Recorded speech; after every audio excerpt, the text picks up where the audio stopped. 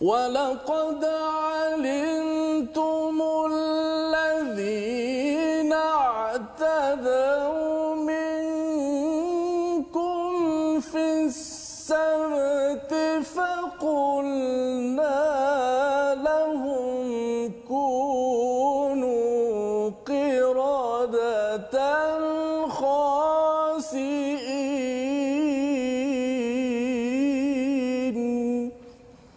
صدق الله العظيم. Sadaqallahul Azim. Assalamualaikum warahmatullahi wabarakatuh. Alhamdulillah wassalatu wassalamu ala Rasulillah wa ala alihi wa man walah. Asyhadu la ilaha illallah, asyhadu anna Muhammadan abduhu wa rasuluh. Allahumma salli ala sayidina Muhammad wa ala alihi wa sahbihi ajma'in. Amma ba'd. Apa khabar tuan-tuan dan puan yang berada di rumah, yang berada di depan kaca TV, di online di Facebook. Hari ini kita bertemu pada hari Jumaat ini untuk sesi ulang kaji kita selepas kita melihat halaman 10, 11, 12, 13, 14 dan pada hari ini kita amat bertuah bersama dengan dua orang yang istimewa, bersama dengan Ustaz Tirmizi dan Ustaz Abdullah Bukhari. Assalamualaikum Ustaz. Waalaikumsalam. Sihat Ustaz ya? Alhamdulillah. Alhamdulillah, terima kasih sudi bersama pada hari ini ya. Untuk sama-sama bersama dengan tuan-tuan yang berada di rumah untuk kita mengulang kaji. Kita melihat kembali kepada apakah pelajaran cahaya hidayah daripada Allah Subhanahu Wa Taala dengan penuh semangat kita pada hari ini, dan kita ingin memulakan majlis kita ini dengan doa yang dibacakan ya oleh para malaikat yang kita ingin sama-sama mengakui bahawa kita ini tidak ada apa-apa.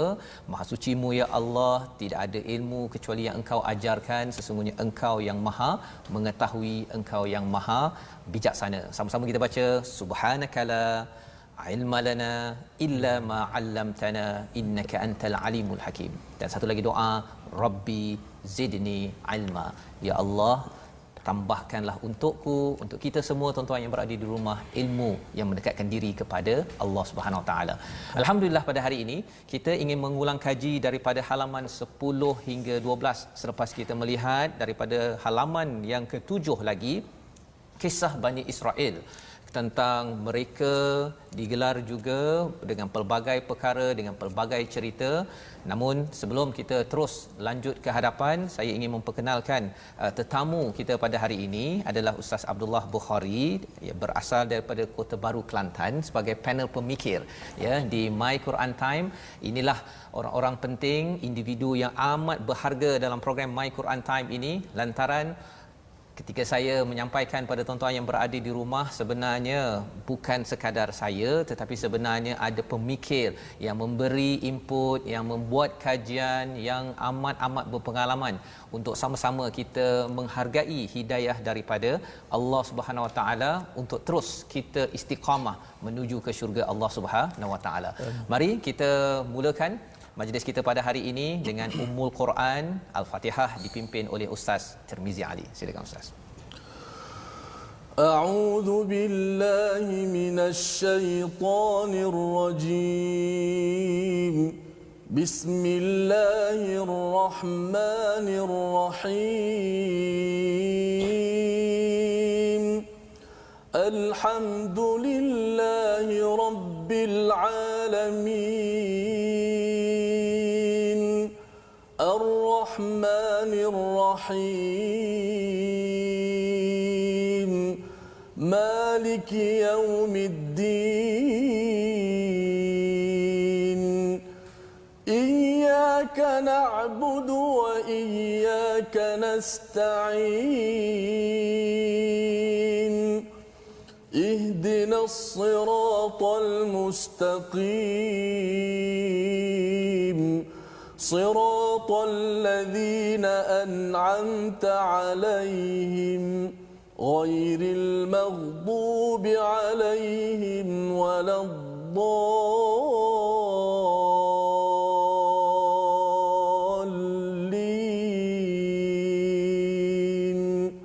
آمين. Amin amin ya rabbal alamin. Terima kasih diucapkan pada Ustaz Tirmizi ya membacakan surah Al-Fatihah sebentar tadi sebagai peringatan kepada kita yang kita baca pada setiap hari paling kurang 17 kali sehari untuk kita mengingatkan pada diri kita, kita minta pada Allah Subhanahu Wa Taala dijauhkan daripada menjadi orang yang dimurkai dan yang disesatkan. Dan salah satunya ialah kisah daripada halaman 7 lagi hingga halaman ke-19 bercerita tentang individu yang dimurkai ya. Bagaimana kita nak jauh daripada perkara tersebut, inilah yang kita ingin ulang kaji bersama pada hari ini Ustaz ya. Jadi Ustaz mungkin peringkat awal ini kita nak memperkenalkan Ustaz Abdullah Bukhari, Ustaz daripada pensyarah di UIA ya, Universiti Islam Antarabangsa Ustaz ya.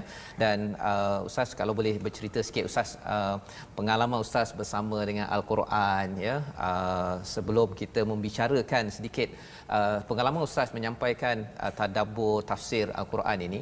Sebenarnya kalau ada satu poin penting untuk penonton di rumah yang perlu beri perhatian pada surah Baqarah ni apa Ustaz? Silakan Ustaz. Okey, terima kasih. Alhamdulillahirabbil alamin. Allahumma salli wa sallim wa barik ala Muhammad wa ba'd. Terima kasih kepada Ustaz Fazrul, Ustaz Tirmizi dan sidang penonton yang dirahmati Allah sekalian. Assalamualaikum warahmatullahi.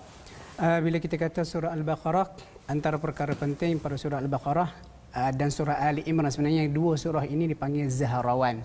Itu dua surah yang cemerlang. Sebab apa? Dia cemerlang membuka pekung ataupun kesilapan-kesilapan yang telah dilakukan oleh Yahudi dalam surah Al-Baqarah, dan nanti surah Ali Imran pekung yang dilakukan oleh orang Nasrani, yang mana kedua-duanya disebut pada surah Al-Fatihah. Kata al-maghdubi alaihim dikatakan seperti orang Yahudi, dan yang waladhdallin itu dikatakan seperti orang Nasrani. Itu akan disentuh dalam surah Ali Imran. Dan bila kata surah Al-Baqarah, Al-Baqarah ni juga kenapa kita kata penting ke nak kena cerita buruk orang ni? Sebenarnya bukan nak cerita buruk ahli kitab, tetapi nak ceritanya kenapa Allah Taala sebut kesilapan-kesilapan jenayah yang telah dilakukan oleh Bani Israel ataupun Yahudi surah Al-Baqarah ini adalah untuk kita belajar supaya tidak mengulangi kesilapan mereka. Dan kita jangan salah faham, kita kata Al-Quran ni cerita umat lampau, tak ada kaitan dengan kita. Kita belajar pada sejarah, dan orang yang bijaksana, orang yang belajar pada sejarah mengulangi menambah baik kegemilangan lampau dan menghindarkan kesilapan-kesilapan umat lampau. Masya-Allah. Terima kasih Ustaz. Itu adalah permulaan ulang kaji kita pada hari ini.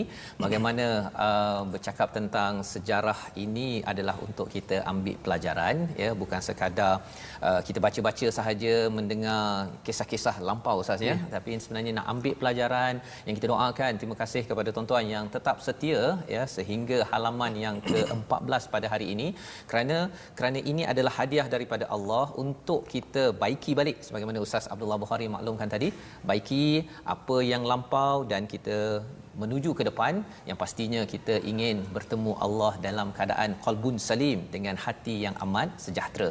Maka pada hari ini kita melihat kepada halaman yang ke-10 Ustaz ya. Kita nak mengulang mengulang kaji daripada ayat 63 dan sehingga ayat 65, bercerita tentang apakah perjanjian, apakah peristiwa yang pernah berlaku kepada Bani Israel. Maka kita jemput kepada Ustaz Tirmizi untuk membacakan ayat 63 sehinggalah ayat yang ke-65 insya-Allah. Terima kasih Fadil Ustaz Tuan Fazrul yang saya muliakan, guru kami semua. Sebenarnya saya dah berguru dengan Ustaz tapi dalam YouTube lah. So kalau Ustaz Abdullah Bukhari tak mengaku saya nak murid pun, Ustaz Abdullah Bukhari dalam YouTube itulah guru saya. Masya-Allah. Jadi seorang yang saya kagumi, mufassir daripada UIAM Kelantan Ustaz. Kelantan kita. Dan malah sebenarnya memang saya sebelum mula program My Quran Time, saya teks dulu kepada Ustaz kan, nak dapatkan nasihat-nasihat dan sebagainya. Antara nasihat Ustaz ialah kena jaga stamina kan. Dan stamina fizikal satu, tetapi lebih daripada situ ialah stamina dari segi intisari daripada Al-Quran yang dikongsikan bersama dengan tuan-tuan.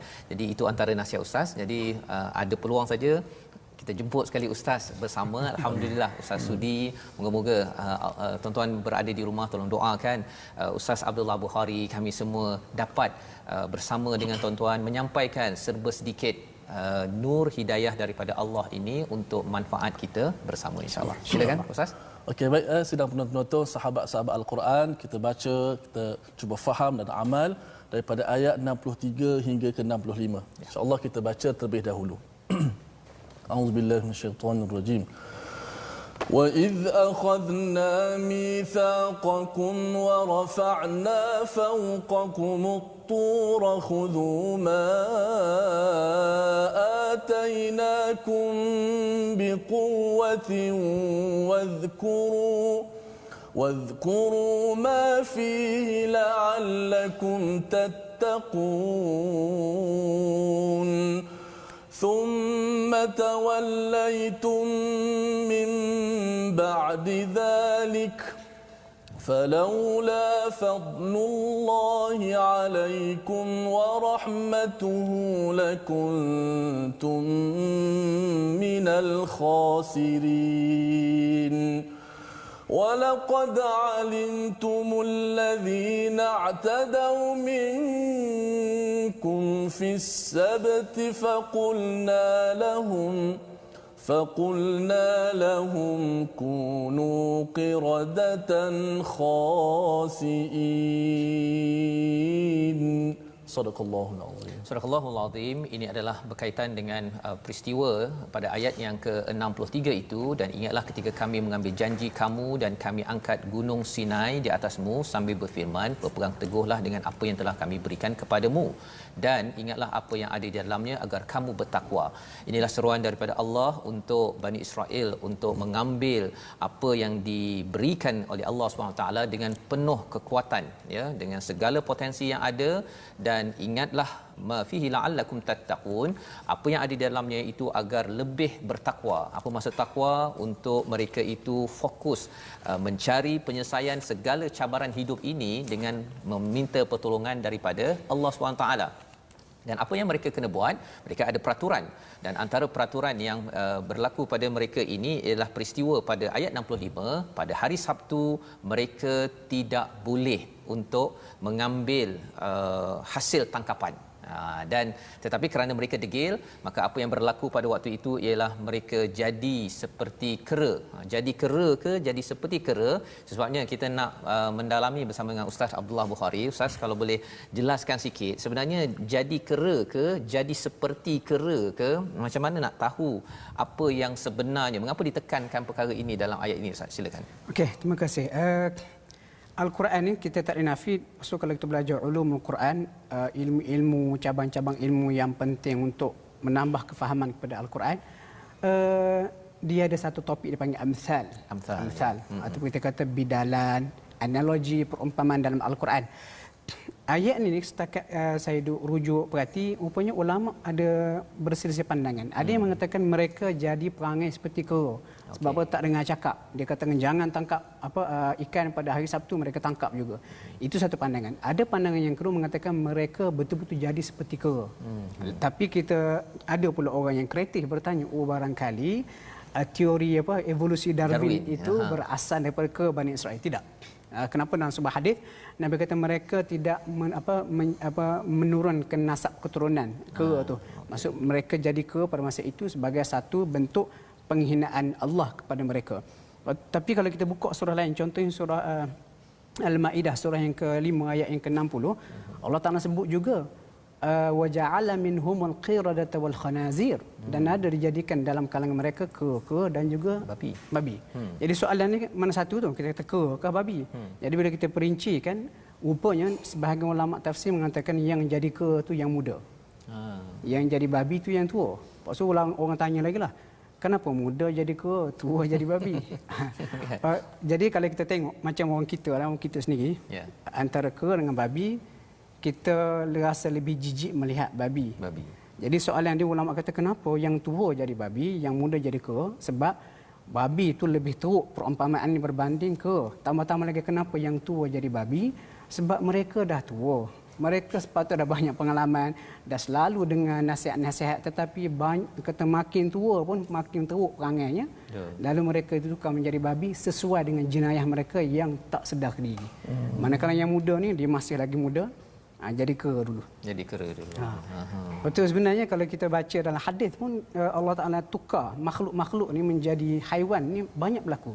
Antara contoh kalau kita buka dalam Sahih Bukhari ketika mentafsirkan ayat surah Asy-Syu'ara ayat 87. Cerita Nabi Ibrahim alaihissalam antara doa baginda dalam surah Asy-Syu'ara dia kata wala tukhzini yauma yub'atsun. Tuhan jangan kamu hina aku pada hari pembalasan. Dan dalam hadis Sahih Bukhari ketika menghuraikan ayat itu diceritakan di akhirat besok Nabi Ibrahim bertemu dengan ayahnya Azar. Nanti bila sampai juzuk 7 nanti saya percaya Ustaz Fazrul akan beri ulasan yang baguslah. Dan ketika bertemu dengan Azar dan Sahih Bukhari sebut di akhirat besok bertemu dengan Nabi Ibrahim dia mengaku salah. Lalu Nabi Ibrahim pun minta supaya Allah Taala merahmati ayahnya. Tiba-tiba pada masa itu disebut Azar ditukar menjadi seekor haiwan iaitu dubuk. Dubuk yang bergeluman dengan najis. Lalu ulama tafsir, ulama hadis menghuraikan kenapa dubuk. Dikatakan dubuk itulah sifat yang sesuai hinanya ayah Nabi Ibrahim yang angkuh, sombong, tidak mahu beriman kepada Allah walaupun diajak dengan cara yang cukup lemah lembut oleh Nabi Ibrahim. Maksudnya cerita ditukar jadi haiwan ni bukan dalam surah ini sahaja, dalam hadis pun ada disebut. Okey, jadi ini antara pelajaran yang kita boleh ambil ya, bercakap tadi bertukar menjadi kera Ustaz ya. Sama ada kata bahawa semacam perangai kera, tapi memang ada pendapat ulama yang mengatakan memang jadi kera ya. Dan ini lantaran oleh bagaimana interaksi mereka dengan kalam daripada Allah, bagaimana mereka berinteraksi dengan wahyu yang disampaikan kepada Bani Israel. Jadi Ustaz ya, sebenarnya bila kita melihat pada ayat 66 Allah menyatakan kami jadikan ini peringatan bagi orang pada masa itu dan bagi mereka yang datang kemudian serta menjadi pengajaran bagi orang yang bertakwa. Dan disambung pula kisah selepas itu ayat yang Ustaz Tarmizi baca awal tadi, iaitu berkaitan dengan peristiwa menyembelih Baqarah kan, menyembelih Baqarah ini. Jadi kalau kita tengok muka surat 10 ini, tuan-tuan yang berada di rumah, kita nampak ada cerita pasal kera ya, ada cerita pasal Baqarah ataupun lembu betina kan. Jadi lembu betina ini menjadi nama surah ini pula Ustaz ya. Surah yang paling panjang, Sanamul Quran. Jadi mengapa pula lembu ya, bukannya kera ke tukar ke kan, ataupun tukarlah dengan apa binatang-binatang lain. Apa yang ada di sebalik Baqarah ini Ustaz? Silakan. Okey, kalau kita perhati surah Al-Baqarah ni macam kita kalau kita baca biasanya juzuk 1 ni menjadi fokus kita. Dan juzuk 1 ni mula daripada ayat 42 sampai 120 cerita Bani Israel. Dan antara jenayah paling besar Bani Israel yang disebut oleh Allah dalam surah Al-Baqarah ni adalah mereka menyembah patung anak lembu. Walaupun selepas dan cerita mereka sembah patung anak lembu ni bukan cerita kita kata di awal kisah mereka bersama Nabi Musa. Mereka telah bersama Nabi Musa daripada awal melihat keajaiban yang Allah Ta'ala berikan kepada Nabi Musa dengan mukjizatnya. Sepatutnya segala keajaiban yang dipertontonkan Nabi Musa, mukjizat Nabi Musa yang diberikan Allah itu menjadikan mereka orang yang paling bertakwa. Tetapi degilnya mereka selepas bebas daripada Firaun, bila Nabi Musa meninggalkan mereka naik ke Gunung Tur Sinai, kita baca dah sebelum ni, mereka telah terpengaruh dengan hasutan Samiri lalu menyembah patung anak lembu.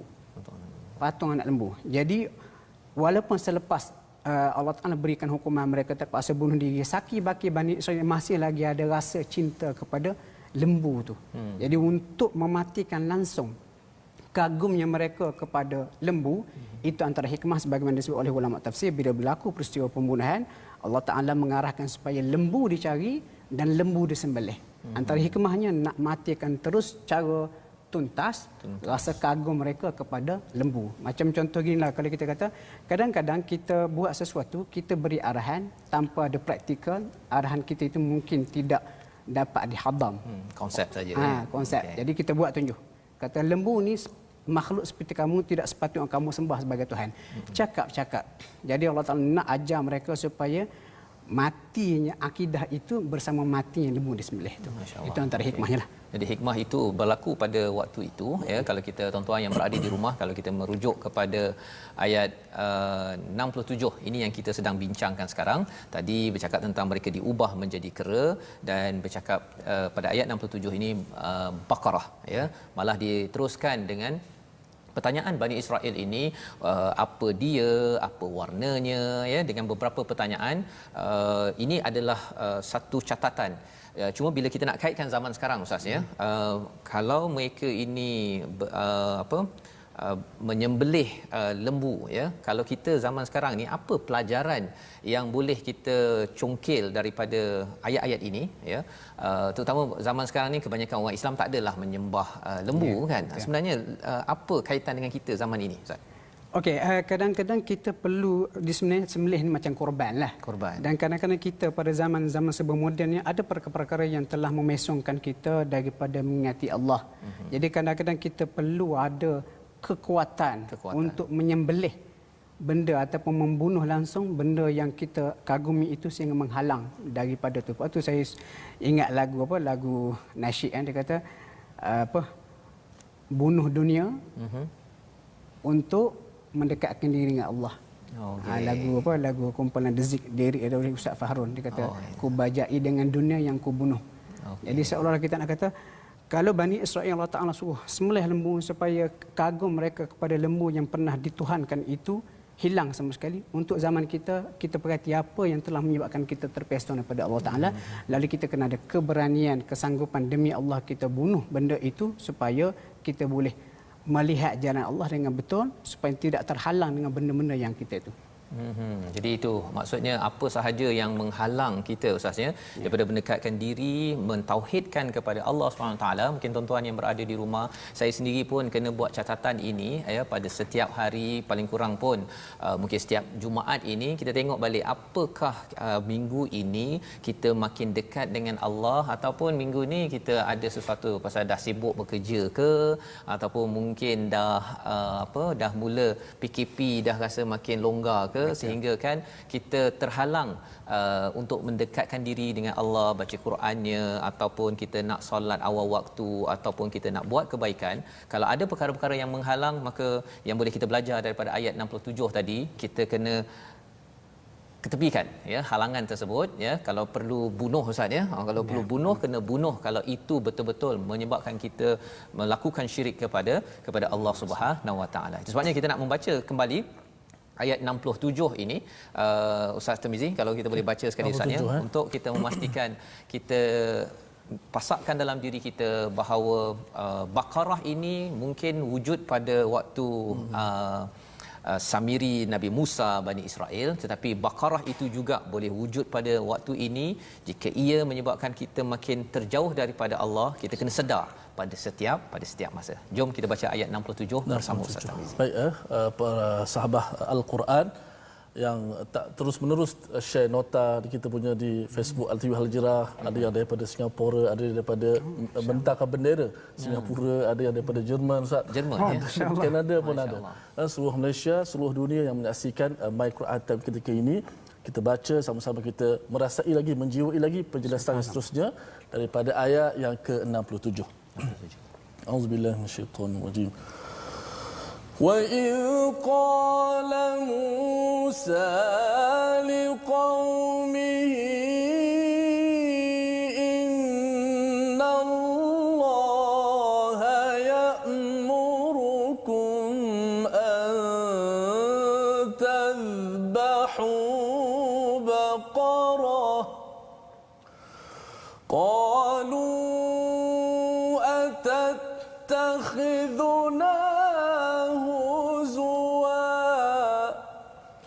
قال أعوذ بالله أن أكون من الجاهلين.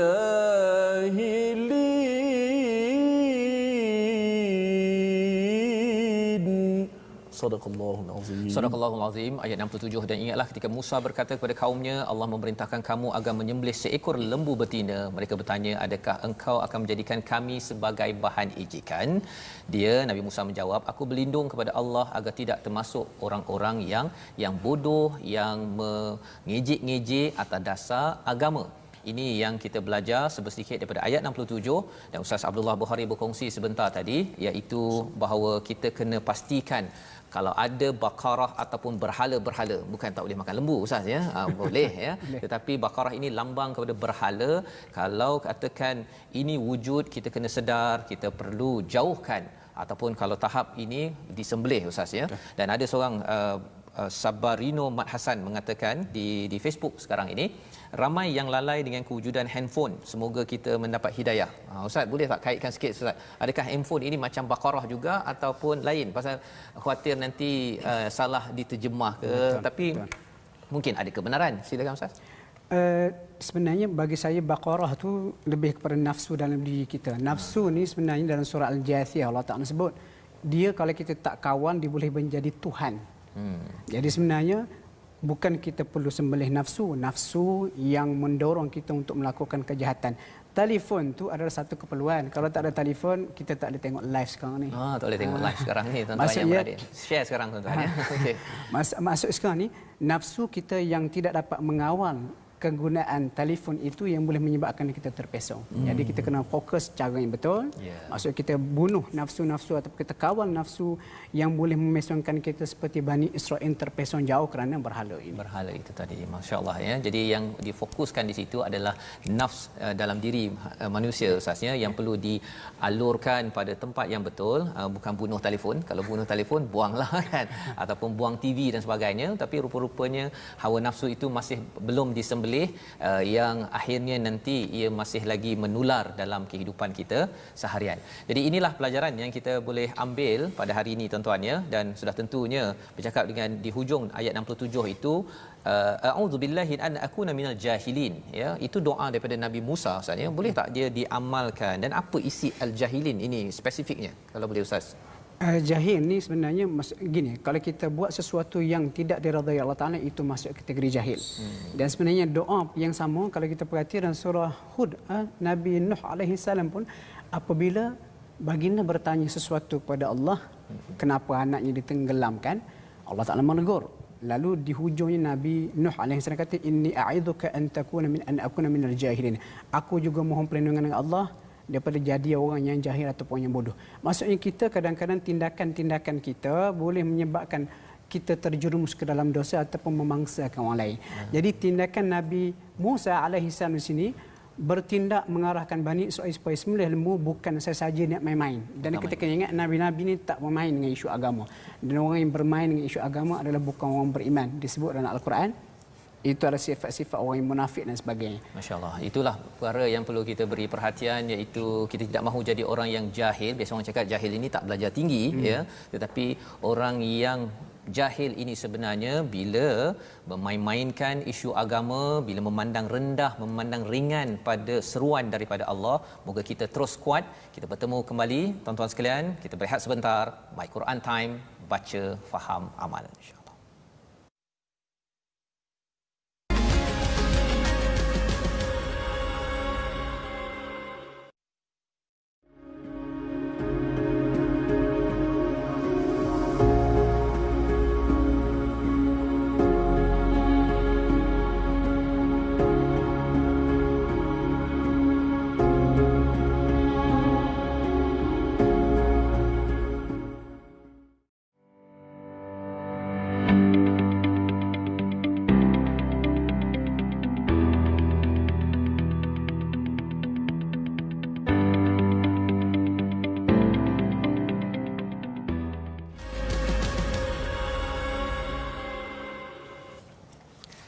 Kembali kita dalam My Quran Time. Hari ini kita istimewa bersama dengan Ustaz Abdullah Bukhari bin Abdul Rahim Al-Hafiz daripada UIA, yang bersama menjadi barisan pemikir bagi My Quran Time untuk sama-sama kita menggali lagi apakah isi kandungan daripada Al-Quran, untuk terus kita yakin bahawa Al-Quran ini adalah sebagai nur cahaya daripada Allah Subhanahu Wa Taala, untuk kita pergi lebih jauh ke hadapan dan lebih yakin untuk hidup berpandukan panduan daripada Allah Subhanahu Wa Taala. Pada kali ini kita ingin menyambung halaman yang ke-11 di mana kita bercakap tentang mengapa degilnya Bani Israel, dan kita tahu bahawa ia bukan sekadar Bani Israel, ada kaitan dengan kita pada tahun ini. Kita nak melihat kepada kedegilan itu ada kaitan dengan hati, dan salah satu ayat yang disentuh adalah pada ayat yang ke-74 Mari sama-sama kita membaca dipimpin oleh Ustaz Tirmizi ayat 74 untuk kita memahami apakah yang dimaksudkan dengan hati keras dan bagaimana kita nak mengelakkan perkara ini jadi pada saya, kepada tuan-tuan kita yang berada di rumah. Jadi Ustaz, kita sama-sama. Baik, terima kasih Al-Fadhil Ustaz Fazrul, bintang ilmu kita Al-Fadhil Ustaz Abdullah Bukhari. Tadi ada penonton komen kata penjelasan yang praktikal dan relatable daripada Ustaz Abdullah Bukhari, mudah untuk difahami. Ya, Ustaz. Mudah-mudahan kita masuk ke penjelasan yang seterusnya untuk sama-sama kita baca, kita memahami ayat tersebut insya-Allah. A'udzubillahi minasyaitonirrajim. ثم قست قلوبكم من بعد ذلك فهي كالحجارة أو أشد قسوة وإن من الحجارة لما يتفجر منه الأنهار وإن منها لما يشقق فيخرج منه الماء وإن منها لما يهبط من خشية الله وما الله بغافل عما تعملون صدق الله العظيم. Sadaqallahul Azim. Kemudian setelah itu hatimu menjadi keras sehingga seperti batu. Pada ayat 74 Allah nyatakan bahkan lebih keras daripada itu. Padahal dari batu-batu itu pasti ada sungai-sungai yang airnya memancar daripadanya, ada pula yang terbelah lalu keluarlah mata air daripadanya, dan ada pula yang meluncur jatuh kerana takut kepada Allah, dan Allah tidaklah lengah terhadap apa yang kamu kerjakan. Tuan-tuan sekalian, ayat ini hadir selepas ayat 73. Di hujung itu Allah menyatakan la'allakum taqilun, agar kamu berakal, menggunakan akal.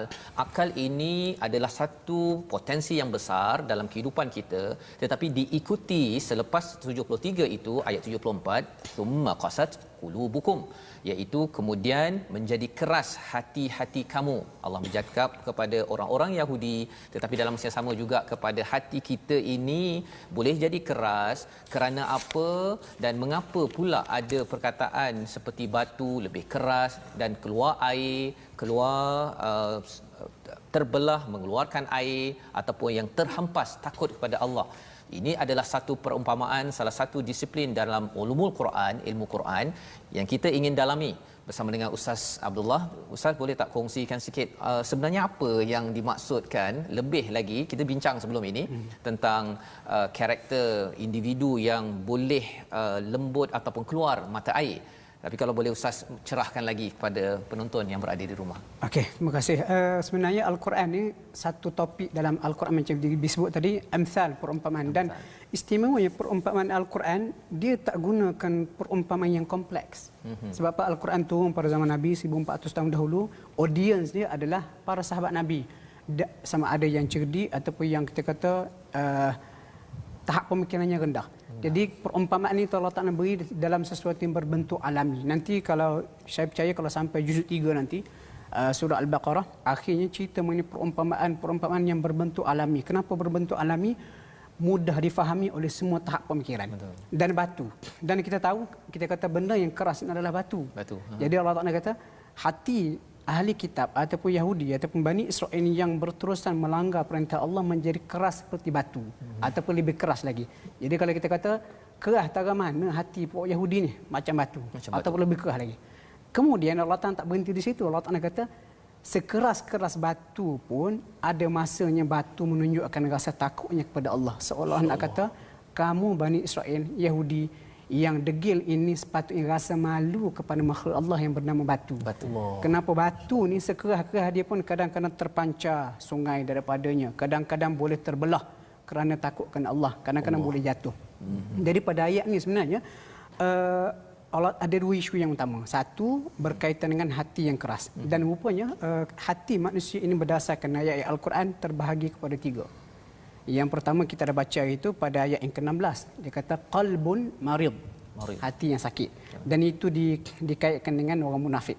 Dan hati yang sakit kalau tidak dirawat dengan takwa, dengan agama, takutkan Allah, dia akan berterusan menjadi qalbun qasiyah. Ini ayat yang kita baca sekarang ni. Thumma qasat qulubukum.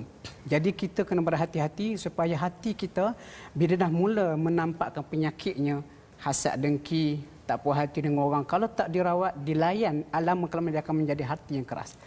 Jadi kita kena dalami agama dengan banyak membaca Al-Quran, tadabbur, faham Al-Quran, dia akan memupuk hati kita untuk menjadi hati yang salim. Hati yang salim ini Allah Ta'ala sebut dalam surah As-Saffat pada ayat yang ke-84. Ini Allah Ta'ala refer kepada Nabi Ibrahim. Allah kata wa inna min syi'atihi la Ibrahim, dan di antara puak-puak yang bersama dengan Nabi Nuh dari segi imannya adalah Ibrahim. Idz jaa'a rabbahu biqalbin salim, bila datang bertemu Tuhannya dengan hati yang salim, sejahtera. Maksudnya ayat ini nak cerita kategori hati manusia. Jangan degil secara berterusan, lama kelamaan hatimu akan jadi keras seperti Bani Israel. Sebolehnya kamu rawat hati kamu supaya satu hari nanti kamu akan jadi seperti Nabi Ibrahim alaihissalam. Dan isu batu. Rupanya batu ni makhluk Allah, sejenis makhluk Allah yang tahu tasbihnya kepada Allah. Contoh, Rasulullah pernah naik Bukit Uhud. Nabi kata Bukit Uhud adalah bukit yang mencintai kami dan kami mencintainya. Dan Nabi pun pernah sebut dalam sebuah hadis Sahih Muslim, Nabi kata aku kenal lagi ada batu-batu di Mekah yang memberi salam kepadaku. Maksudnya batu ni walaupun kita terkerah macam batu, tapi dia ada mengingati Allah. Jadi orang yang seperti Yahudi yang berterusan degil ni, kerah kepala, hati jadi seperti batu. Sepatutnya mereka malu kepada batu. Dan kita umat Islam jangan jadi kerah hati macam ni. Ya, Masya-Allah ya. Jadi itu penerangan tentang batu, satu objek yang tak jauh daripada orang-orang Arab Ustaz ya. Dan juga kita pun ya, kita ada gunung daripada batu ya, rumah daripada batu. Jadi kalau selalu kita tengok batu, kalau hati kita ni jenis yang Quran dibacakan tak ada kesan ya, ataupun tak nak ataupun degil sangat itu, patut segan pada rumah kita lah ya Ustaz ya, kalau nak macam tu. Pasal kalau batu di tanah padang pasir ini, kalau tuan-tuan yang pergi ke Mekah, Madinah, kita tahu ini adalah alam mereka Ustaz ya. Mereka faham perumpamaan ini, dan bagi kita juga kita ada ruang untuk memahami dalam konteks kita, yang harapnya kita dengan My Quran Time, dengan tuan-tuan bersama Al-Quran ini terus kita melembutkan. Jangan sampai kalau ada hati sakit tadi Ustaz ya, marid, tapi kalau dilayan-layankannya maka dia jadi qasiyah yang amat keras. Tetapi kalau boleh kita nak menjejaki kepada zaman Nabi Ibrahim itu, qalbun salim, itulah yang akan dibawakan menghadap Allah Subhanahu Wa Taala. Baik, jadi di situ adalah sedikit daripada halaman yang ke-11, dan kita nak menyambung kepada halaman yang ke-12, di mana bila bercakap tentang halaman 12 ini bercakap tentang jangan angan-angan ya untuk pergi ke syurga Allah, tetapi mestilah memahami Alkitab betul-betul. Dan salah satu daripada ayat yang penting pada ayat 12 itu ialah ayat perjanjian yang besar, yang berat pada ayat yang ke-83. Mari sama-sama kita baca ayat 83 untuk kita faham, adakah perjanjian ini ada kaitan dengan kita ataupun hanya untuk Bani Israel. Jom Ustaz Tirmizi. Baik, terima kasih Al-Fadhil Ustaz Fazrul, Ustaz Abdullah Bukhari. Moga-moga Allah Subhanahu Wa Taala menggunakan hati yang lembut, hati kita, hati yang sentiasa cenderung dengan ayat-ayat Allah Subhanahu Wa Taala, dan mari sama-sama kita merawat hati kita dengan alunan ayat suci Al-Quran Al-Karim. Kali ini pada ayat yang ke-83 Ustaz. 83. Auzubillahi minasyaitonirrajim. وَإِذْ أَخَذْنَا مِيثَاقَ بَنِي إِسْرَائِيلَ لَا تَعْبُدُونَ إِلَّا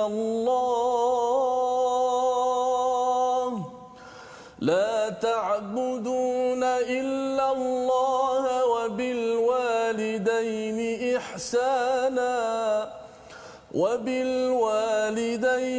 إِحْسَانًا وَذِي الْقُرْبَى وَالْيَتَامَى وَالْمَسَاكِينِ وَقُولُوا لِلنَّاسِ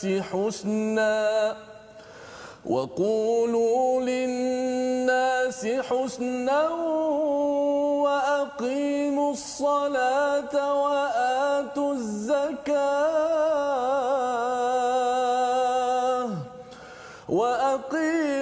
الصلاة وآتوا الزكاة ثم توليتم إلا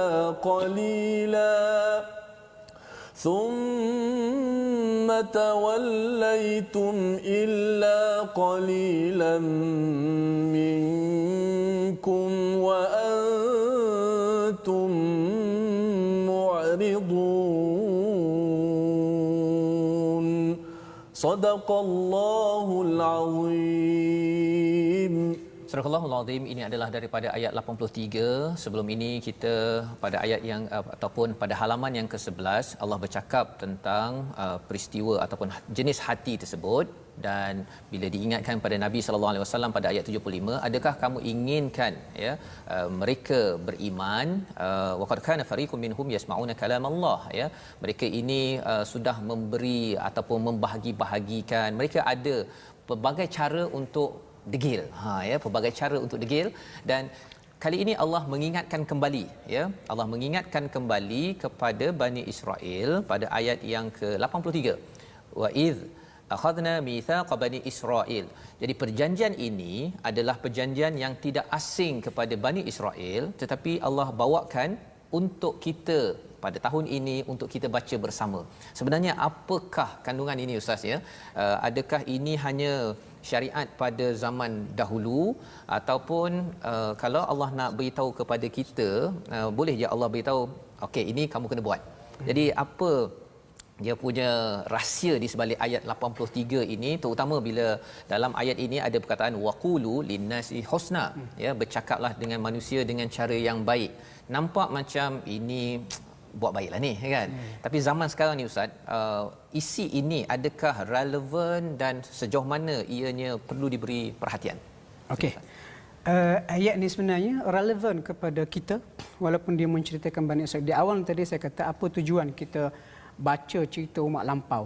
Yang baik kita ambil tambah nilai sesuaikan dengan zaman kita. Yang buruk kita jauhkan. Dan pada ayat ni walaupun di awal ni Allah Taala sebut mitsaq Bani Israil, perjanjian dengan Bani Israil, tetapi kontennya sentiasa relevan sesuai dengan kita. Dan kalau kita perhati secara umum ayat 83 ni dia mengandungi isu akidah, syariat dan juga akhlak. Akidahnya Allah kata la ta'buduna illallah. Jangan sembah melainkan Allah. Kemudian dari segi syariatnya kita boleh tengok di hujung tu wa aqimus solah wa atuz zakah. Cuma syariat dia berbezalah, macam untuk kita solatnya 5 waktu dan sebagainya, tapi pada zaman Nabi Musa untuk Bani Israel kadar rakaatnya lain, waktunya lain. Zakat pun kalau kita 2.5%, untuk mereka lain kadar zakatnya. Maksud itu mungkin berubah, tetapi prinsipnya akidah, syariat dan juga akhlak. Dan antara yang menarik boleh kita sentuh pada ayat ini adalah isu berkaitan dengan akhlak. Akhlak yang berbuat baik kepada ibu bapa, ini kekal dulu sampai sekarang. Kemudian kepada kaum kerabat, anak yatim dan sebagainya. Kemudian yang paling menarik ayat ni yang saya rasa paling sesuai dengan zaman kita ni, zaman media sosial ni, dosa pahala semudah memetik jari. Allah kata waqulu linnasi husna, dan katakanlah kepada manusia dengan kata-kata yang baik. Yang menariknya ulama tafsir kata kenapa Allah Taala sebut waqulu linnas, katakan kepada manusia. Kenapa Allah Taala kata waqulu li ikhwanikum husna? Kenapa kamu tak katakanlah kepada saudaramu? Maksudnya bila sebut linnas, dia merujuk pada semua manusia tanpa mengira kaum kerabat kita. Sebab kita ni orang yang dekat dengan kita jaga hati. Kalau orang yang jauh pada kita main tembak ikut dan lepas tu qulu, berkata-kata ni pula jangan sempit. Kata-kata itu merujuk pada kata-kata lisan. Sekarang ni dalam media sosial ni tuan-tuan, masya-Allah. Sekarang banyak komen-komen ni bercakaplah tu, ya. Bercakaplah tu. Cuma alhamdulillah ini semua qulu linnasi husna. Masya-Allah, masya-Allah. Sekarang ni orang kita ni bercakap menggunakan tangan. Dan tangan pula digunakan dalam media sosial. Kadang-kadang bila kita baca komen-komen seolah-olahnya orang tak nampak berkata-kata melalui tangan dalam media sosial ini boleh mengundang dosa yang sangat dahsyat. Jadi ayat ini kesimpulannya, kalau kita nak kata, ayat ini mengandungi aspek akidah, syariat dan juga akhlak. Dan akhlak yang sangat relevan pada kita, semuanya relevan. Dan sekarang ni mungkin ramai yang terlepas pandang adalah berkata-kata baik kepada orang secara zahir dan juga secara maya melalui media sosial. Media sosial ni, masya-Allah, ini antara perkara yang boleh kita belajar ya pada ayat 83 ini. Banyak perkara yang Allah bawakan dalam satu ayat ni saja Ustaz ya, berkaitan dengan akidah. Betul. Ya, berkaitan dengan akhlak dan berkaitan dengan ibadah ya. Syariat. Dan kalau kita lihat balik pada surah Al-Fatihah, kita nampak bahawa memang ada isu akidah, memang ada isu syariat ataupun ibadah dan juga akhlak yang kita baca saban hari, dan inilah penerangan tambahannya. Salah satunya waqulu linnasi husna Ustaz ya. Dan bila bercakap tentang waqulu linnasi husna, ayat ini dibaca oleh orang Islam itu utama je lah ya, bagi tuan-tuan yang berada di rumah. Kemudian Allah cakap Bani Israel kan. Kemudian waqulu linnasi husna, berkata baik itu bukan sekadar pada Bani Israel, tetapi pada semua manusia. Jadi sebenarnya Ustaz, ini mungkin ulumul Quran yang boleh Ustaz kongsikan dengan penonton di rumah. Sebenarnya bila tengok kepada Bani Israel ke, tengok Firaun ke, tengok apa sahaja di dalam Al-Quran ini, sebenarnya macam mana cara kita mensikapi ayat tersebut agar menjadi panduan bagi tuan-tuan yang berada di rumah. Bila kita baca ayat Quran itu, tak adalah kita kata ini Bani Israel, ini masalah mereka, bukan masalah aku. Sila Ustaz. Okey, pertama sekali saya suka ambil ayat ini biasa orang kita pakai, syifa. Al-Quran tu syifa. Dan saya suka ambil ayat dalam surah Yunus, ayat yang ke-57.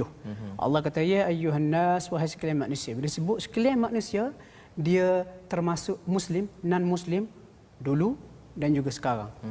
Allah kata, qad ja'atkum maw'izatun min rabbikum, telah datang pelajaran daripada Tuhanmu, wa syifaa'un lima fis sudur, dan juga penawar kepada penyakit-penyakit dalam hati. Jadi penawar di sini merujuk kepada konteks ataupun ayat-ayat yang mengandungi pengajaran kepada kita, Allah Ta'ala sampaikan kepada kita. Kalau kita kata Al-Quran ini sekadar buku yang menceritakan sejarah Bani Israel, kita tak akan dapat apa-apa manfaat daripada Al-Quran. Betul. Dan bila kita kata Al-Quran ini Allah Ta'ala tujukan kepada sekalian manusia, seperti disebut oleh ayat tadi, ya ayyuhan nas, bila masuk manusia itu, akulah manusia itu. Maksudnya walaupun ayat ini cerita mengenai umat lampau, Bani Israel manusia itu, orang zaman Nabi manusia itu, aku yang baca sekarang adalah manusia itu, dan orang yang akan baca berterusan sampai Al-Quran, sampai kiamat, mereka lah manusia yang dimaksudkan oleh Al-Quran. Jadi kita baca mana-mana ayat, walaupun ceritanya mengenai Bani Israel, tetap terkena juga kepada kita. Itulah cara. Kekal relevan Ustaz. Ya, kekal. Dia macam tu. Lepas tu ada kaedah dipanggil apa? Pengajaran pada suatu ayat, jangan diambil pada khusus ayat tu. Tetapi kita perlu faham secara umum. Walaupun ayat ini cerita pasal Bani Israel, kita ambil maksud ayat ini Allah Ta'ala tujukan juga kepada kita. Kalau begitulah cara kita berinteraksi dengan Al-Quran, kita tidak akan menuding jari lagi, oh ini Bani Israel, kita tak termasuk. Tak, kita pun termasuk di sini. Jadi ini kaedah bagaimana kita nak berinteraksi dengan ayat-ayat di dalam Al-Quran. Tuan-tuan sekalian yang berada di rumah, moga-moga dengan panduan ini ia akan mencerahkan lagi kepada kita perkara baik yang ada pada mana-mana tokoh di dalam Al-Quran. Kita berdoa pada Allah, ya Allah, moga-moga akulah orang yang boleh mengikut kalaupun kita belum lagi mencapai tahap tersebut. Dan kalau katakan ada tokoh-tokoh yang tidak bagus, macam Ustaz nyatakan tadi Ustaz ya, Bani Israel dengan perangai-perangai tadi itu, tak adalah pula kita kata bahawa aku bukan mereka kan, tetapi kita cuba berdoa pada Allah SWT, ya Allah, jauhkan kami daripada mengikuti kepada perangai mereka ini, lantaran kita tidak mahu dilaknat oleh Allah SWT. Di hujung ayat 83 itu Allah menyatakan wa antum mu'ridun, kamu adalah orang yang berpaling, yang membangkang. Kita tidak mahu jadi begitu. Jom sama-sama kita berdoa pada Allah SWT agar Allah izinkan kita menjadi orang yang hati yang tidak degil seperti kera, misalnya, yang buat perangai macam kera. Kalau orang cakap kita kera, kita marah kan. Betul. Tetapi kalau Quran Allah nasihat, kita harap kita lembut hati kita, tidak keras, dan dalam masa yang sama kita sentiasa mengeluarkan daripada hati yang lembut itu perkataan yang terbaik. Jom sama-sama kita berdoa dipimpin oleh Ustaz Abdullah Bukhari sebagai panel pemikir di My Quran Time, untuk kita sama-sama berdoa moga-moga Allah izinkan kita memegang Al-Quran ini biquwah dengan sebaik-baik kekuatan, insya-Allah. Sebelum saya berdoa, saya mahu kongsi dua perkara secara ringkas. Yang pertama sekali, kita sebagai manusia memang kita sukar untuk ditegur.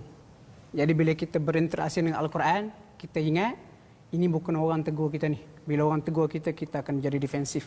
merah telinga tak boleh terima. Tapi sekarang yang menegur kita Allah. Itu cara untuk kita menerima Al-Quran seperti yang disebut oleh Tuan Fazrul tadi. Yang kedua, doa yang kita akan baca ini saya petik daripada ayat surah Az-Zumar ayat yang ke-18. Dan ayat itu Allah Ta'ala cerita mengenai ulul albab. Antara ciri ulul albab adalah orang yang mendengar cakap-cakap dan ambil yang terbaik. Dan sudah pasti apa yang kita sampaikan hari ini, saya sampaikan dengan segala kelemahan, bukan semuanya bagus. Jadi tuan-tuan yang melihat, mendengar, menonton, ambil yang baik. Mudah-mudahan kita dapat manfaat bersama. Bismillahirrahmanirrahim.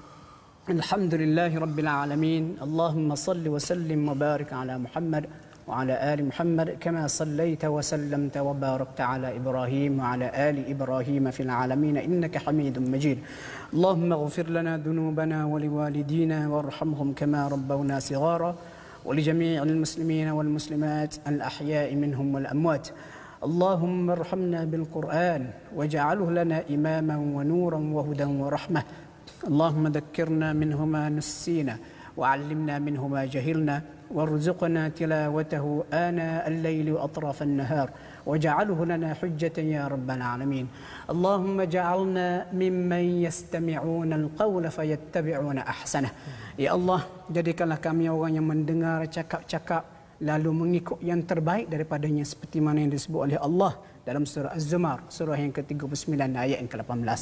Rabbana atina fid dunya hasanah wa fil akhirati hasanah وقنا عذاب النار صلى الله على محمد وعلى آله وصحبه وسلم الحمد لله رب العالمين تقبل الله منا ومنكم taqabbal ya karim. Terima kasih diucapkan pada Ustaz Abdullah Bukhari ya sudi mengetuai membacakan doa sebentar tadi. Moga-moga Allah mengabulkan apa yang kita aminkan sebentar tadi bersama dengan tuan-tuan yang berada di rumah. Kita doakan agar Allah mengizinkan kita menjadi individu yang sentiasa bersama Al-Quran. Ustaz Abdullah bercakap tadi bahawa kita ni susah kena tegur kan. Ya, walau macam mana pun memang susah Ustaz. Tetapi ini adalah teguran daripada Allah Subhanahu Wa Taala. Bagaimana kita nak menegur masyarakat, negeri dan negara ini dengan serba kelemahan yang ada, sudah tentunya kita perlu menyebarkan Al-Quran. Dan salah satu inisiatif yang kita laksanakan My Quran Time, dan tuan-tuan yang berada di rumah boleh bersama dalam wakaf Quran untuk Ummah ya. Wakaf untuk Ummah adalah satu usaha di mana kita sebenarnya nak membawakan mushaf Al-Quran yang ada terjemahan, kemudian boleh didengarkan apakah tadabbur dan memberi ruang teguran demi teguran diberikan kepada setiap individu lantaran apabila orang sebelah kita menegur, kadang-kadang kita bersifat defensif, kita melawan. Itu adalah sifat manusia. Tapi kita doakan dengan sokongan tuan-tuan yang berada di rumah, dengan doa daripada tuan-tuan wakaf sebentar tadi, kita sama-sama dapat membina generasi Al-Quran dalam usaha kita mengqurankan bangsa, mengikhlaskan ummah. Ummah ini tidak mungkin ikhlas tanpa mendapat sokongan hidayah daripada Al-Quran. InsyaAllah kita bertemu lagi dalam sesi ulang kaji pada hari esok insya-Allah. Dan saya ucapkan terima kasih kepada Ustaz Abdullah Bukhari sudi bersama pada hari ini Ustaz. Banyak pencerahan yang hadir. Saya tengok dalam komen di Facebook ini pun pencerahan demi pencerahan. Ada seorang kata yang mendengar bersama ibunya jelira. Macam mana cakap Ustaz? Jelira. Ya, jelira. Okey, jadi asyik betul ya. Dan harapnya inilah solusi kita bersama.